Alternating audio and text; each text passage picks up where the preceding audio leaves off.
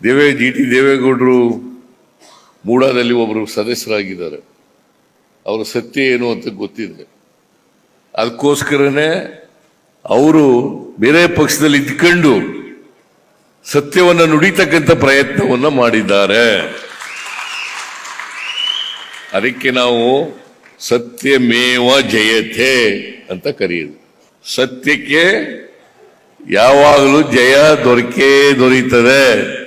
ಅದಕ್ಕೆ ನಾನು ಅನೇಕ ಸಾರಿ ಹೇಳಿದ್ದೀನಿ, ನಿಮ್ಮೆಲ್ಲರ ಆಶೀರ್ವಾದ, ಈ ರಾಜ್ಯದ ಜನರ ಆಶೀರ್ವಾದ ಈ ಸರ್ಕಾರದ ಮೇಲೆ, ಸಿದ್ದರಾಮಯ್ಯನ ಮೇಲೆ ಇರೋವರೆಗೆ ಯಾರು ಕೂಡ ಏನು ಮಾಡಲಿಕ್ಕೆ ಸಾಧ್ಯ ಇಲ್ಲ. ಚಾಮುಂಡೇಶ್ವರಿ ಆಶೀರ್ವಾದ, ಚಾಮುಂಡೇಶ್ವರಿ ಕ್ಷೇತ್ರದ ಆಶೀರ್ವಾದ, ಜನರ ಆಶೀರ್ವಾದ ಇರೋದ್ರಿಂದಲೇ ಇವತ್ತು 2 ಬಾರಿ ಮುಖ್ಯಮಂತ್ರಿ ಆಗ್ತಕ್ಕಂಥ ಅವಕಾಶ ಸಿಕ್ಕಿರ್ತಕ್ಕಂಥದ್ದು.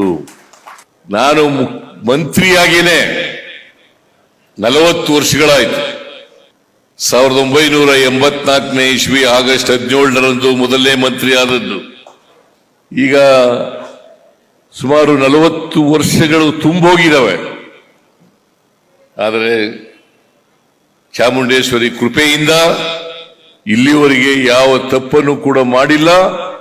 ತಪ್ಪು ಮಾಡಿದ್ರೆ ಇಷ್ಟೊಂದು ದೀರ್ಘಕಾಲ ರಾಜಕಾರಣದಲ್ಲಿ ಉಳಿಲಿಕ್ಕೆ ಸಾಧ್ಯ ಆಗ್ತಾ ಇರಲಿಲ್ಲ.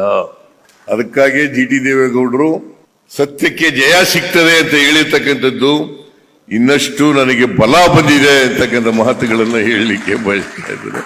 ಹಾಗಾಗಿ ಜಿ ಟಿ ದೇವೇಗೌಡರಿಗೆ ಧನ್ಯವಾದಗಳನ್ನು ಹೇಳಲಿಕ್ಕೆ ಬಯಸ್ತಾ ಇದ್ದೇನೆ.